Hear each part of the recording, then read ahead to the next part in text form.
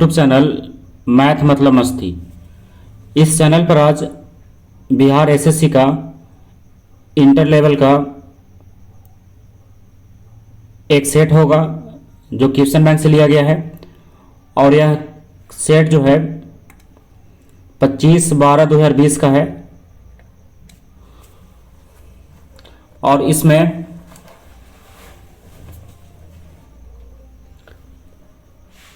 केवल मैथ और रीडिंग को छोड़ करके और जीके और जीएस के सारे प्रश्नों को इसमें विस्तार पूर्वक वर्णन किया जाएगा।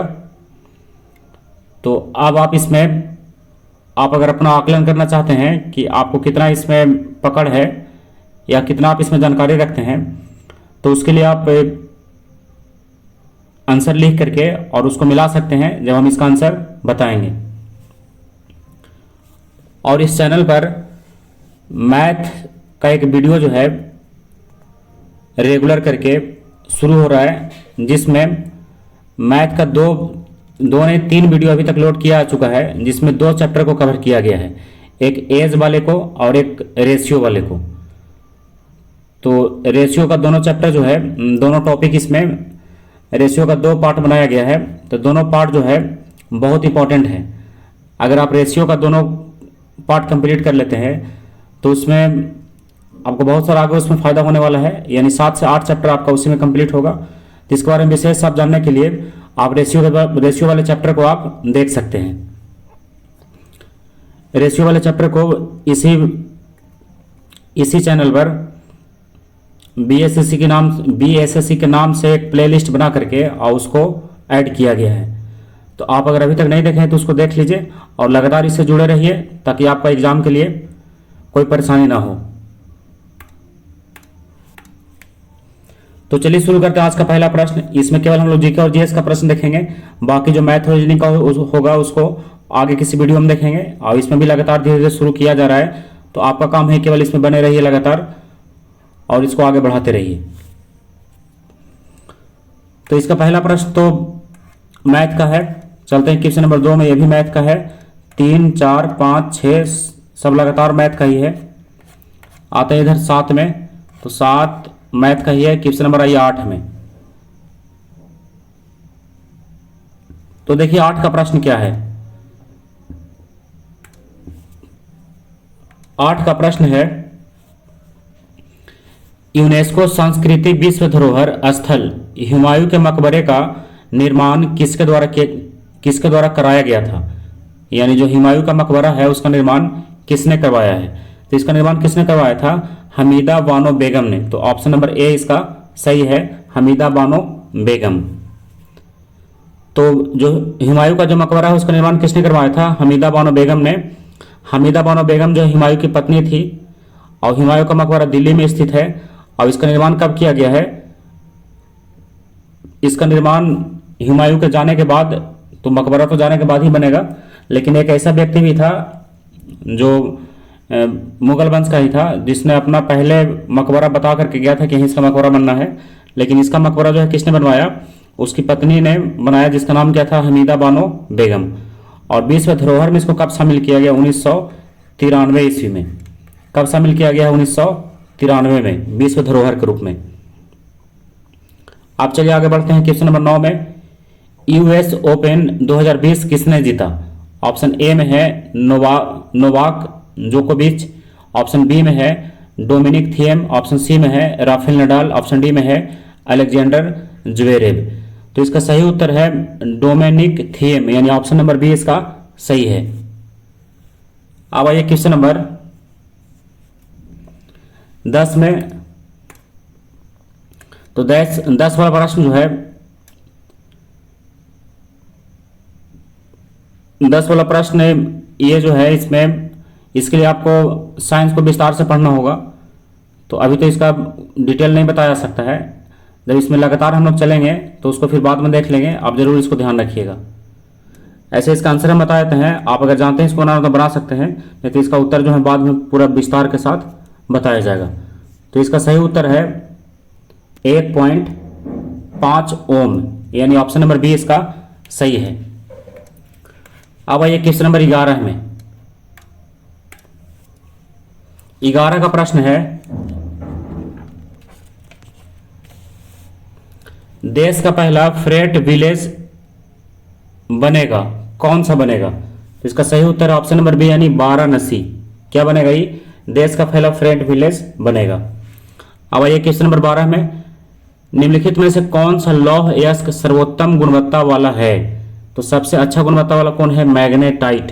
तो ऑप्शन नंबर बी इसका सही है। आपको पता होगा कि मैग्नेटाइट, हेमेटाइट और सीडेराइट तीन जो है लोहा का प्रमुख अयस्क है, लेकिन उसमें सबसे अच्छा गुण वाला कौन होता है? मैग्नेटाइट होता है। और मैग्नेटाइट का सूत्र भी आप ध्यान रखिएगा, Fe3O4, ये किसका है? मैग्नेटाइट का है। और एक और होता है हेमेटाइट, जिसका सूत्र है Fe2O3। एक और होता है सीडेराइट, तो FeCO3। ये तीनों है मुख्य रूप से। आप चलते हैं क्वेश्चन नंबर 13 में। तो भारत को विनिर्माण केंद्र के रूप में बढ़ावा देने के लिए प्रारंभ की गई योजना इसमें से कौन सी है? तो इसमें देखना है कि योजना कौन सी है जो भारत को विनिर्माण केंद्र के रूप में बढ़ावा दिया जाएगा। तो कौन सी योजना है? योजना है मेक इन इंडिया। बहुत चर्चित योजना, आपको पता होगा, मेक इन इंडिया। तो मेक इन इंडिया का शुरुआत कब से हुआ है? 25 सितंबर 2014 से। 25 सितंबर 2014 से इसका शुरुआत किया गया है, मेक इन इंडिया। अब आइए क्वेश्चन नंबर 14 में। तो 14 का मैथ का प्रश्न आते हैं 15 में। तो 15 में देखिए, 15 में कह रहा है, निम्न में कौन सा जीवाश्म ईंधन नहीं है? बहुत इजी प्रश्न है क्वेश्चन नंबर 15 में कि निम्न में कौन सा जीवाश्म ईंधन नहीं है? तो कौन सा नहीं है? परमाणु ऊर्जा, यह जीवाश्म ईंधन नहीं है। बाकी पेट्रोलियम, कोयला, प्राकृतिक गैस, ये सब क्या है? जीवाश्म ईंधन है। अब आइए क्वेश्चन नंबर 18 में, तुर्कमेनिस्तान की राजधानी कहाँ है? तो तुर्कमेनिस्तान की राजधानी कहाँ है? अशगाबाद। तो ऑप्शन नंबर डी इसका सही है। कहाँ होगा? अशगाबाद। अब आइए क्वेश्चन नंबर 18 के बाद 19 में। तो 19 का प्रश्न है, लोकसभा में अनुसूचित जाति के लिए कितना स्थान आरक्षित है? तो कितना स्थान आरक्षित है? 84। कितना है? 84। संविधान के अनुच्छेद 330 में अनुसूचित जाति और अनुसूचित जनजाति के लिए स्थानों का आरक्षण का प्रावधान किया गया है। और कितना स्थान सुरक्षित है? 84 यानी 84। अब चलिए क्वेश्चन नंबर 20 में। तो 20 का प्रश्न है, पोर्टो नोवो निम्नलिखित में से किस देश की राजधानी है? तो पोर्टो नोवो किस देश की राजधानी है? यह राजधानी है बेनिन की। तो ऑप्शन नंबर डी इसका सही है। अब आते हैं क्वेश्चन नंबर 22 में। एक पुस्तक का नाम दिया है वी आर डिस्प्लेस्ड, इसके लेखक कौन है? तो इसके लेखक हैं मलाला यूसुफजई। तो ऑप्शन नंबर डी सी इसका सही है। पुस्तक का नाम क्या है? We are displaced. देखिए, वी आर डिस्प्लेस्ड। इसका सही उत्तर है मलाला यूसुफजई। अब चलिए क्वेश्चन नंबर 23 में। तो 23 रीजनिंग का प्रश्न है। 24, 25, 26 ये सब रीजनिंग का प्रश्न आते हैं क्वेश्चन नंबर 27 में। तो 27 का प्रश्न देखिए क्या है, जापान का कौन सा बंदरगाह रेशम बंदरगाह के नाम से जाना जाता है? जापान का कौन सा बंदरगाह रेशम बंदरगाह के नाम से जाना जाता है? तो कौन सा बंदरगाह है? इस बंदरगाह का नाम है योकोहामा। तो ऑप्शन नंबर डी इसका सही है, योकोहामा। अब चलिए क्वेश्चन नंबर 27 से आगे। तो 28 रीजनिंग का प्रश्न लिख रहा है। आते हैं 29 में। 29 में निम्नलिखित में से कौन सा भारत के पूर्वी तट पर स्थित सबसे गहरा स्थलबद्ध एवं समुचित सुरक्षा युक्त बंदरगाह है? तो ये कौन सा है? तो यह है विशाखापट्टनम। तो ऑप्शन नंबर ए इसका सही है, विशाखापट्टनम। अब आइए क्वेश्चन नंबर 30 में। भारत की सबसे बड़ी खारे पानी की झील कौन सी है? तो ये कौन सी है? चिल्का झील है। कौन सी झील है? चिल्का झील। और चिल्का झील कहाँ है? ओडिशा में है। कहाँ है? ओडिशा में। ये आप ध्यान रखिएगा, चिल्का झील है कहाँ? ओडिशा में। और सबसे अधिक खारे पानी की झील कहाँ है? सांभर झील है। और सांभर झील कहाँ है? राजस्थान में है।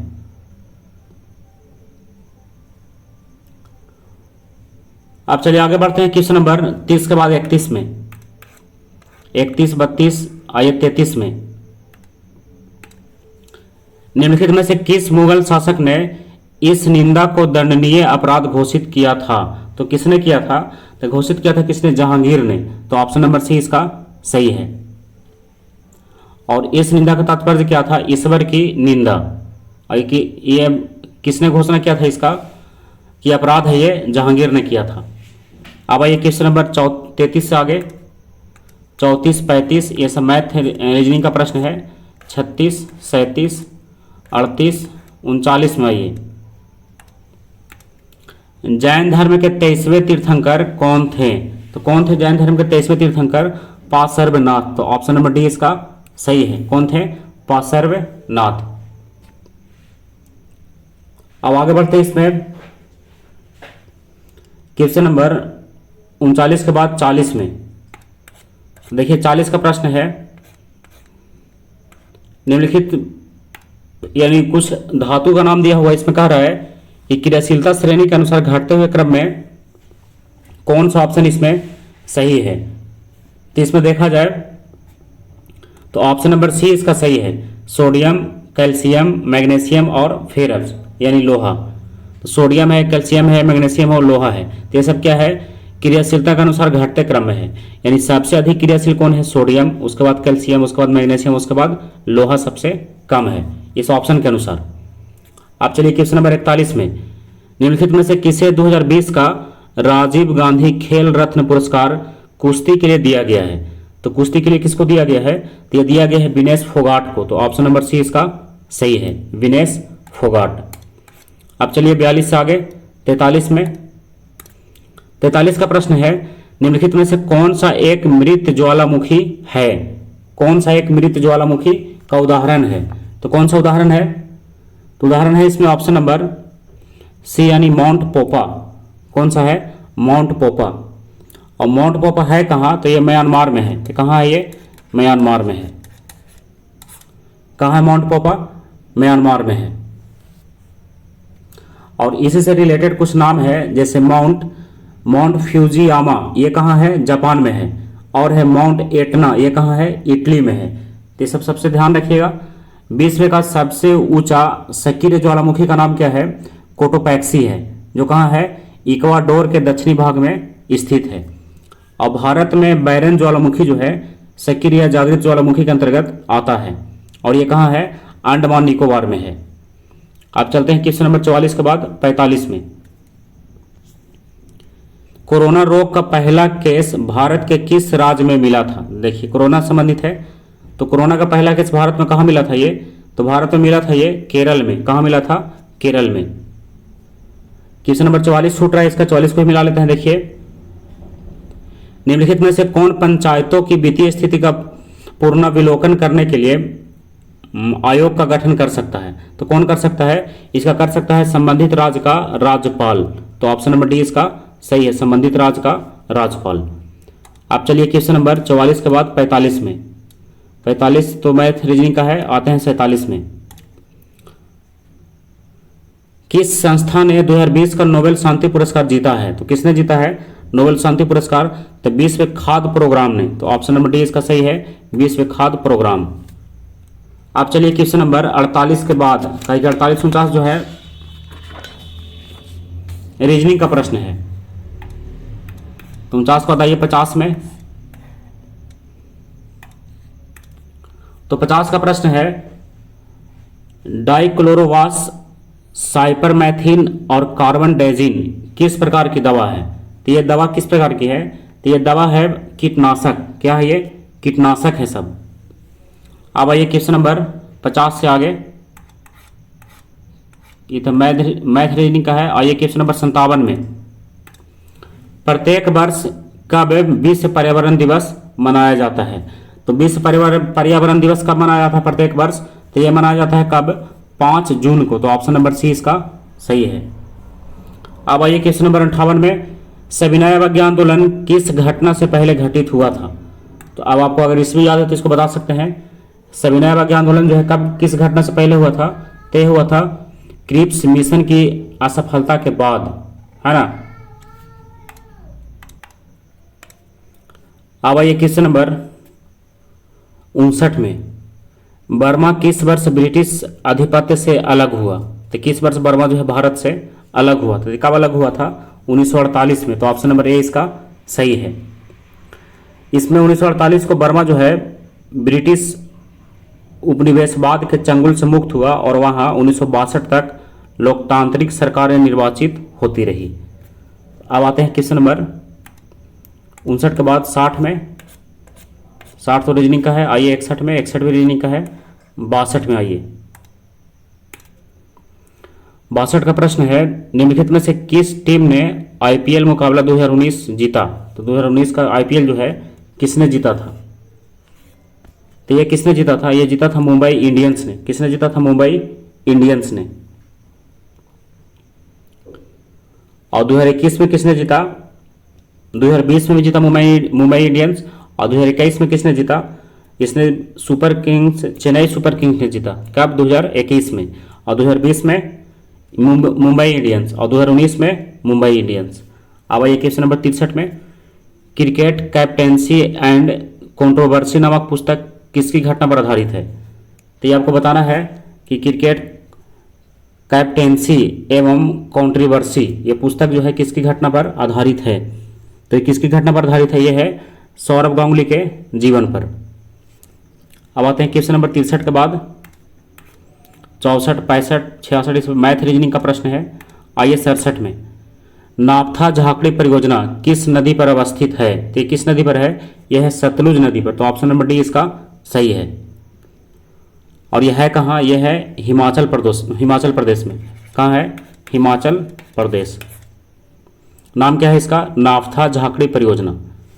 अब आइए क्वेश्चन नंबर 67 के बाद 68, 69 ये रीजनिंग का प्रश्न है। 70, 71, 72 में आइए। जहां तहां मिला हुआ है, इसमें अलग अलग नहीं है। कॉपर क्लोराइड एक हल्का भूरा यौगिक है जो नमी को धीरे धीरे अवशेष कर बनाता है। मतलब नमी को धीरे धीरे सोख करके वो क्या बनाता है, ये आपको बताना है। कौन? Copper chloride. ये क्या है? एक हल्का भूरा यौगिक है जो नमी को धीरे धीरे सोख करके क्या बनाता है? तो ये क्या बनाता है?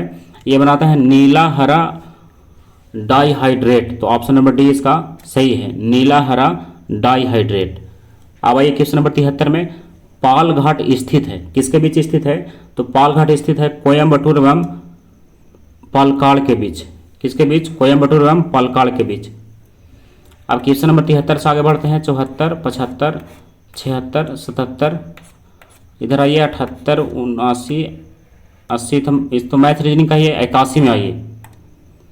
81 का प्रश्न है, हिमा दास जिन्होंने 2019 के कलानेडो चेक रिपब्लिक में स्वर्ण पदक जीता, ये किस खेल से संबंधित हैं? तो ये किस खेल से संबंधित है? ये संबंधित है किससे? एथलेटिक्स से। तो ऑप्शन नंबर सी इसका सही है, एथलेटिक्स। अब आते हैं क्वेश्चन नंबर 83 में। अनैच्छिक क्रियाओं जैसे रक्त दाब एवं लार आना के केंद्र पार जाते हैं। तो केंद्र इसके कहाँ पाए जाते हैं? केंद्र पाए जाते हैं, इसका केंद्र जो है कहाँ पाया जाता है? कहाँ पाया जाता है? पश्च मस्तिष्क में। तो ऑप्शन नंबर डी इसका सही है, डी सही होगा इसका। अब आइए क्वेश्चन नंबर 84 में। निम्नलिखित में से एक विषम शब्द छाटिए। तो विषम शब्द ये तो चल जाएगा रीजनिंग में। बढ़ते हैं 85 में।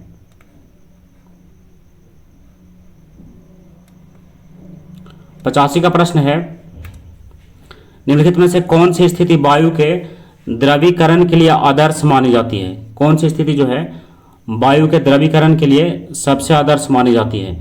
तो दाब बढ़ाना और तापमान घटाना। तो ऑप्शन नंबर सी इसका सही है, दाब बढ़ाना और तापमान घटाना। अब आइए क्वेश्चन नंबर 86 में। तो 86 का प्रश्न है, यूरिया का उपयोग किया जाता है, किसके रूप में किया जाता है? तो यूरिया का उपयोग किसके लिए किया जाता है? उर्वरक के रूप में। बहुत इजी प्रश्न है। यूरिया का सूत्र क्या होता है? NH2CO NH2। ध्यान रखिएगा जरूर, NH2CO NH2 ये किसका सूत्र है? यूरिया का है, NH2CO NH2। यूरिया में नाइट्रोजन की मात्रा कितना होता है? 46%। यूरिया को सर्वप्रथम किसने बनाया था? तो वोहलर ने तैयार किया था। किसने तैयार किया था? वोहलर ने। और यूरिया सबसे पहला कार्बनिक यौगिक है जिसका निर्माण जो है प्रयोगशाला में किया गया था। अब आते हैं क्वेश्चन नंबर 86 से आगे 87, 88, 89, 90 इस तरह मैथ रीजनिंग का है। आते हैं 92 में। पिंक सारथी योजना, कौन सा योजना है? पिंक सारथी योजना। किस राज्य में शुरू किया गया है? कौन सा योजना? पिंक सारथी योजना। ये कहाँ शुरू किया गया है? शुरू किया गया है कर्नाटक में। तो ऑप्शन नंबर डी इसका सही है। तो यह योजना जो है महिलाओं को शिकायत निवारण हेतु, जो महिला का शिकायत रहता है उसके निवारण हेतु किया गया है। और कब से किया गया है? 2019 से किया गया है। इस योजना के तहत पिंक सारथी नामक वाहन भी लॉन्च किया गया है। कहाँ लॉन्च किया गया है? कर्नाटक में। अब चलते हैं 92 के बाद 93 94 में आइए। 94 का प्रश्न है, स्टॉक एक्सचेंज को विनिमय करने वाली संस्था कौन सी है? तो कौन सी है? सेबी है, SEBI, सेबी। तो सेबी का पूरा नाम भी आपको पता होना चाहिए, securities and exchange board of India. Securities and exchange board of India. SEBI का मुख्यालय कहाँ है? मुंबई में है। और सेबी की स्थापना कब हुआ था? 12 अप्रैल 1988 को। 12 अप्रैल 1988 को इसका स्थापना हुआ था। और इसको वैधानिक मान्यता कब मिला? 1992 ईस्वी में। कब मिला? 1992 ईस्वी में। अब आइए क्वेश्चन नंबर 94 के बाद 95 में। तो 95 का प्रश्न है, विश्व खाद्य संरक्षण दिवस कब मनाया जाता है? तो कब मनाया जाता है? मनाया जाता है 7 जून को। कब मनाया जाता है? 7 जून को। और सबसे पहली बार कब मनाया गया था? 7 जून 2019 को। 7 जून 2019 को क्या मनाया गया था? विश्व खाद्य संरक्षण दिवस। और उसी के उपलक्ष्य में हर वर्ष 7 जून को यह मनाया जाता है, विश्व खाद्य संरक्षण दिवस। अब आइए क्वेश्चन नंबर 96 में। तो 96 का देखिए, विषम चुनना है तो ये तो रीजनिंग का है। 97 98 में आइए। 98 का प्रश्न है, RBI के पूर्व डिप्टी गवर्नर जिन्हें अपतरीय रुपया बाजारों पर टास्क फोर्स का अध्यक्ष नियुक्त किया गया है, वे कौन है? तो इसमें ऑप्शन के अनुसार देखा जाए तो ये कौन है? ये है उषा थोराट। तो ऑप्शन नंबर ए इसका सही है। अब आइए क्वेश्चन नंबर 99 में, भूटान संयुक्त राष्ट्र संघ में कब शामिल हुआ? तो ये कब शामिल हुआ था? ये शामिल हुआ था 1971 में। तो ऑप्शन नंबर ए इसका सही है। और संयुक्त राष्ट्र के बारे में आपको और जानकारी होना चाहिए कि संयुक्त राष्ट्र की स्थापना कब हुआ? 24 अक्टूबर 1945 को। कब हुआ था? 24 अक्टूबर 1945 को। इसका मुख्यालय कहाँ है? न्यूयॉर्क में। इसका मुख्यालय कहाँ है? न्यूयॉर्क में। और भारत इसका सदस्य कब बना है? 1945 को बना है। कब बना है? 1945 में। और अभी तक संयुक्त राष्ट्र में कितने सदस्य हैं? अभी हैं 193 सदस्य हैं। संयुक्त राष्ट्र में अभी कितना सदस्य है? 193। अब आते हैं क्वेश्चन नंबर, अच्छा इसमें जो इस राजधानी है, इसका मुख्यालय संयुक्त राष्ट्र संघ का कहाँ है? न्यूयॉर्क में है। और न्यूयॉर्क शहर को एक और नाम दिया जाता है द बिग एप्पल। इसके नाम से भी किसको जाना जाता है? न्यूयॉर्क शहर को। तो आप ध्यान रखिएगा। अब चलते हैं क्वेश्चन नंबर 100। तो रीजनिंग का प्रश्न है 101 में आइए। तो 101 का प्रश्न है, भारत की निम्नलिखित में से कौन सी नदी भ्रंश घाटी से बहती है? यानी भ्रंश जिसको दरार समझते हैं, दरार घाटी से कौन सी नदी बहती है? तो कौन सी नदी है? नर्मदा है। तो ऑप्शन नंबर ए इसका सही होगा। नर्मदा नदी जो है मध्य प्रदेश में अनूपपुर जिले के अमरकंटक की पहाड़ी से निकलती है। और ओरसांग, तवा, शक्कर, हिरदन, गंजाल, बंजर आदि जो है नर्मदा की सहायक नदियां हैं। और नर्मदा नदी अंतिम में गिरती कहाँ है? अरब सागर में जाकर के मिल जाती है। और एक और आपको पता होगा कावेरी नदी के बारे में, कावेरी नदी को दक्षिण की गंगा भी कहा जाता है।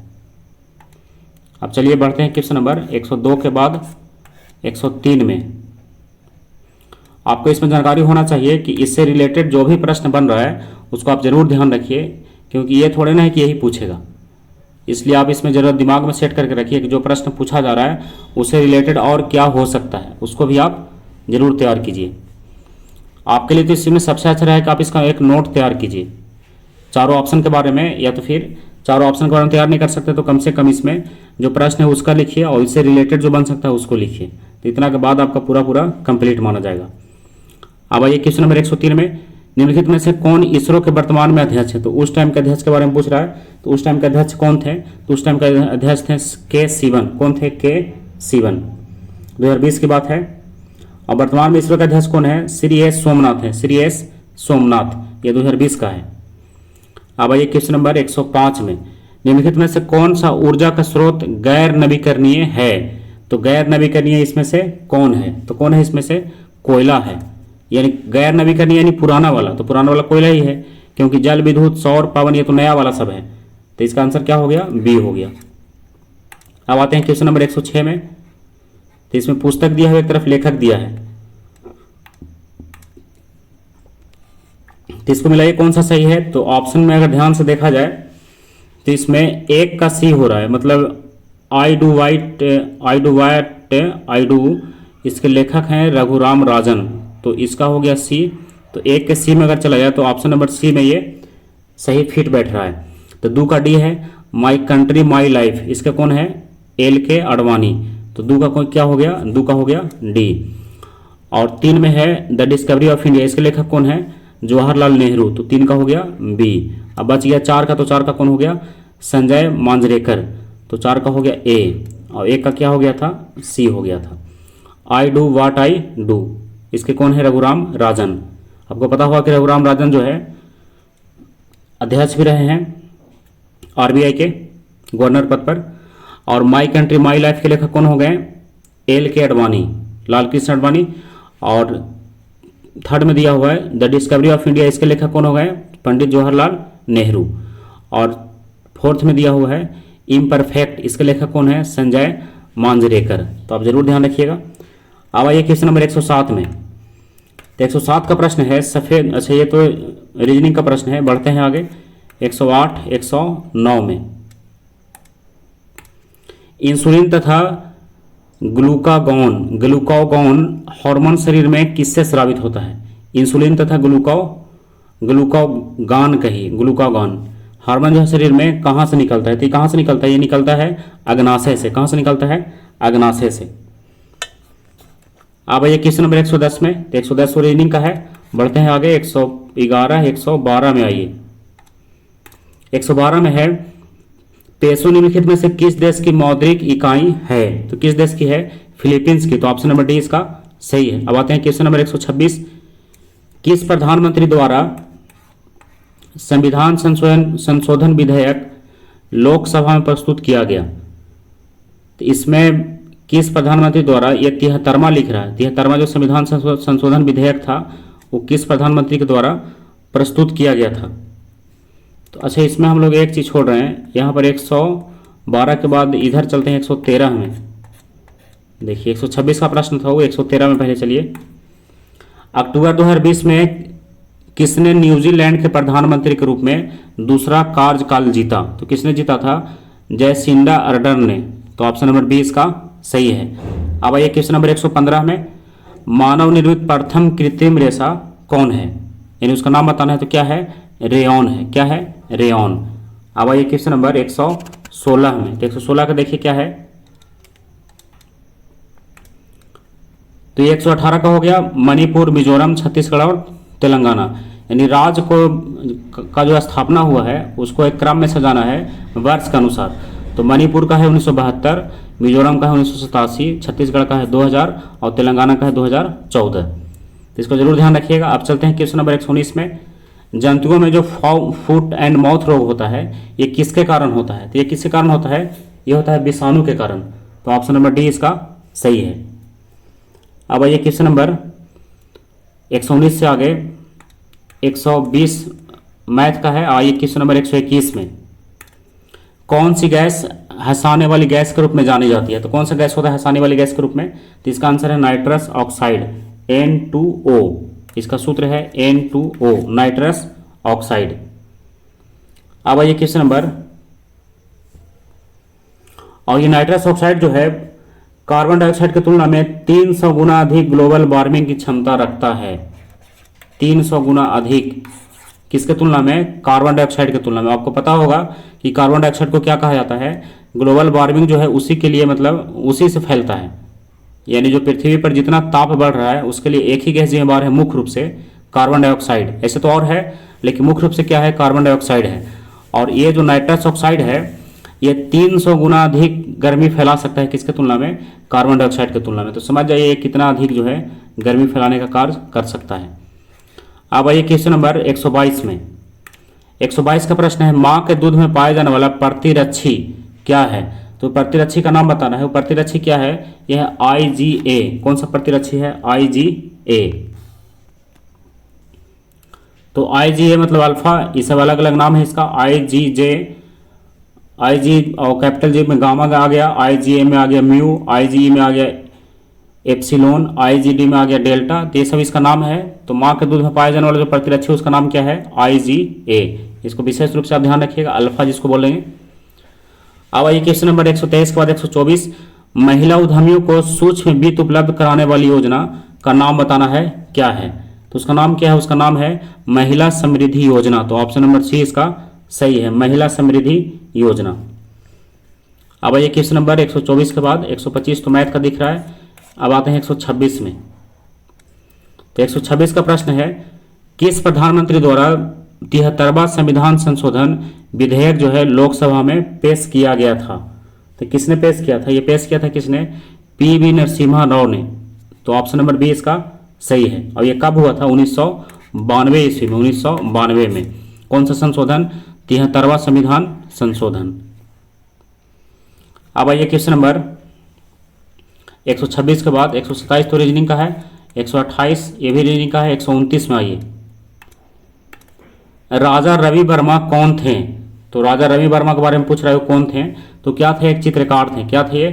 चित्रकार थे। अब आइए क्वेश्चन नंबर 130, पंजाब में भूमि क्षति का प्रमुख कारण क्या है? तो क्या है उसका प्रमुख कारण? उसका प्रमुख कारण है अति सिंचाई। यह प्रश्न जो है कई बार सेट में रिपीट किया जा रहा है, तो इसीलिए कहा था कि आप प्रैक्टिस सेट को या तो फिर क्वेश्चन बैंक को जरूर ध्यान दीजिए, क्योंकि कितना प्रश्न जो है लगातार इसमें रिपीट करता रहता है, तो उसको अगले एग्जाम में आने की संभावना भी अधिक होती है, क्योंकि इंपॉर्टेंट प्रश्न है, आ भी सकता है। अब आइए क्वेश्चन नंबर 132 के बाद 133 देखते हैं। 133 तो मैथ का है। 134 में आइए, 134 का प्रश्न है, निम्नलिखित में से किसने तीनों गोलमेज सम्मेलन में भाग लिया था? बहुत इंपॉर्टेंट प्रश्न है। तीनों गोलमेज सम्मेलन में भाग लेने वाले व्यक्ति का नाम बताना है, क्या था? तो क्या था? BR अम्बेडकर, भीमराव अम्बेडकर। तीनों गोलमेज सम्मेलन कब कब हुआ था? 1930, 31 और 32 में। ध्यान रखिएगा, 1930, 1931, 1932 में। आप चलिए क्वेश्चन नंबर, अच्छा इसमें तीनों गोलमेज सम्मेलन में भाग लेने वाले व्यक्ति का नाम BR अम्बेडकर, लेकिन तीनों गोलमेज सम्मेलन का बहिष्कार करने वाला व्यक्ति में गांधी जी को शामिल किया था। ये जरूर आप ध्यान रखिएगा। अब आते हैं 135 में, निम्न में से कौन सा युग्म सुमेलित नहीं है? तो इसमें समिति और उसका संचालक का नाम दिया गया है, तो इसमें सुमेलित कौन नहीं है? संचालन समिति का दे रहा है GV मावलंकर, तो यही तो गलत है इसका।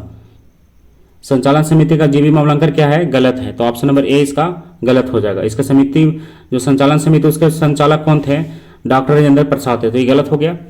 अब आइए क्वेश्चन नंबर 136, भारतीय ध्वज संहिता कब से प्रभावी हुई है? तो ये कब से प्रभावी हुआ है? ये प्रभावी हुआ है 2002 से। तो ऑप्शन नंबर डी इसका सही है। अब इसमें महत्वपूर्ण, इसमें कुछ बिंदु लागू किया गया है 2002 के बाद, जिसमें मुख्य रूप से हम जरा आपको बता रहे हैं, इसमें ध्यान रखिएगा कि ध्वज सूर्योदय और सूर्यास्त के बीच फहराना चाहिए। विशेष अवसर में रात्रि में ही फहराया जा सकता है। और ध्वज फहराते और उतारते समय बिगुल की आवाज़ आना चाहिए, मतलब सीटी की आवाज़ आना चाहिए। फटा या मैला ध्वज नहीं फहराया जा सकता है। ध्वज केवल राष्ट्रीय शोक के अवसर पर आधा झुका रहता है। और ध्वज पर कुछ भी लिखा या छपा होना नहीं चाहिए। आपको पता होगा कि भारत के राष्ट्रीय झंडे का आकार जो है आयताकार है, और इसका लंबाई और चौड़ाई का अनुपात होता है 3:2। ये विशेष रूप से आप ध्यान रखिएगा। अब आइए क्वेश्चन नंबर 137 में, निम्नलिखित में से किसे प्रवासी भारतीय सम्मान 2019 दिया गया था? तो किसको दिया गया था? यह दिया गया था राजेंद्र कुमार जोशी को। तो ऑप्शन नंबर बी इसका सही है, राजेंद्र कुमार जोशी। आप चलते हैं क्वेश्चन नंबर 138 में, तो ये रीजनिंग का है। आइए क्वेश्चन नंबर 140, तो 140 का प्रश्न देखिए, निम्नलिखित में से कौन सा रोग जो है विषाणु से होने वाला है? तो आपको बताना है कि वायरस से होने वाला कौन सा रोग इसमें शामिल है। तो कौन सा रोग है? चिकन पॉक्स, जिसको छोटी माता के नाम से भी जाना जाता है। और ये जो है चिकन पॉक्स, ये वेरियोला वायरस के नाम से, वेरियोला वायरस के द्वारा फैलता है। कौन सा रोग? चिकन पॉक्स यानी छोटी माता। अब आइए क्वेश्चन नंबर 141 में, मैथ का प्रश्न 142 में आइए, ब्लैक फॉरेस्ट कहाँ है? तो ब्लैक फॉरेस्ट कहाँ है? यह है जर्मनी में। कहाँ है? जर्मनी में। अब आते हैं क्वेश्चन नंबर 143 में, गांधार कला शैली किसका मिश्रण है? तो ये मिश्रण किसका है? यह है इंडो और ग्रीक का। इंडो और ग्रीक का कौन सा मिश्रण है? गंधार कला शैली मिश्रण किस में है? इंडो और ग्रीक में, यानी इंडो और ग्रीक का ही मिश्रण है गंधार कला शैली। अब आइए क्वेश्चन नंबर 144 में। तो ये तो बनाने वाला प्रश्न है, तो आप इसको सॉल्व करके देखिएगा। इसके लिए एक विशेष क्लास चलेगा तभी ये सॉल्व हो सकता है। इसमें लगातार इसका फार्मूला होगा और फार्मूला के साथ साथ इसका कॉन्सेप्ट क्लियर होगा, तब आप बना सकते हैं। क्वेश्चन नंबर 146 है, तो उसको भी बताएंगे, धीरे धीरे सब कंप्लीट होगा, आप केवल धैर्य रखिए इसमें। क्वेश्चन नंबर 146 है, निम्नलिखित घटनाओं का यथाक्रम सही होगा, यानी कौन सा घटना जो है इसमें कैसे कैसे मिलाया हुआ है क्रम के अनुसार आपको बताना है। तो इसमें सही है, ए वाला ही सही है। तो लखनऊ समझौता के बाद असहयोग आंदोलन, असहयोग आंदोलन के बाद साइमन कमीशन, और साइमन कमीशन के बाद सविनय अवज्ञा आंदोलन। तो इसका ईस्वी देखिए कब है, लखनऊ समझौता का है 1916, और फिर है असहयोग आंदोलन का है 1920, देखिए लगातार बढ़ रहा है। और फिर उसके बाद साइमन कमीशन का है 1927, और उसके बाद है किसका, सविनय अवज्ञा आंदोलन का, तो इसका है 1928। देखिए लगातार बढ़ते क्रम में है, तो यही इसमें सही उत्तर होगा। तो 100 कितना हो गया, 46, 47, 48, 49, 50 का एक लास्ट है। देखिए किस घटना से आहत होकर के रविंद्रनाथ टैगोर ने नाइटहुड की उपाधि वापस दे दिया था? तो किस घटना के बाद ऐसा किया था? तो किया था कब? जालियांवाला बाग हत्याकांड के बाद। तो ऑप्शन नंबर ए इसका सही है। आपको पता होना चाहिए कि जालियांवाला बाग हत्याकांड जो है कब हुआ था? 13 अप्रैल, इससे भी कई बार प्रश्न पूछा गया है, 1919 को हुआ था, 13 अप्रैल 1919 को। और इस घटना से आहत होकर के यहाँ पर तो दे रहा किन के बारे में, रविंद्रनाथ टैगोर के बारे में। कौन सी उपाधि? नाइटहुड की उपाधि। लेकिन आपको एक और जानकारी इसमें रहना चाहिए कि महात्मा गांधी ने भी केसर ए हिंद की उपाधि वापस कर दिया था। कौन सी उपाधि? केसर ए हिंद की उपाधि। अब इस प्रकार जो है क्वेश्चन नंबर 1 से लेकर के क्वेश्चन नंबर 50 तक ये सेट कंप्लीट हो गया, जो इसमें मैथ और रीजनिंग को छोड़ करके जीके और जीएस का प्रश्न था। बाकी प्रश्न जो है अब अगले क्लास में होगा। बाकी इसका जो क्वेश्चन है मैथ और रीजनिंग का, वो धीरे धीरे होते रहेगा। आप केवल अभी जीके और जीएस को इसमें कंप्लीट कीजिए। और इसमें आप जरूर एक बात कंप्लीट करके रखिएगा कि इस क्वेश्चन से रिलेटेड जो भी क्वेश्चन बन सकता है उसको आप जरूर याद कीजिएगा। तो चलिए आज का क्लास यहीं समाप्त हुआ। अगला क्लास फिर इसी का होगा, अगला सेट। तब तक